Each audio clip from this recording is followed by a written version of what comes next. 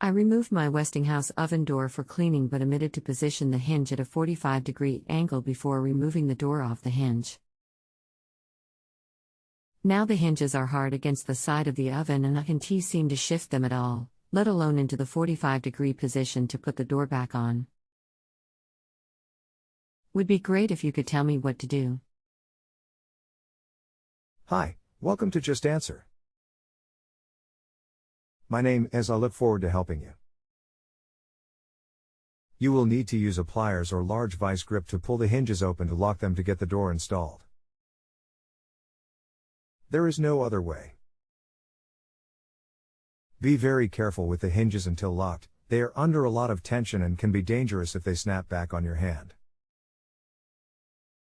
If you have a home improvement or appliance question and want to chat with an expert, now visit JustAnswer.com/YTHI.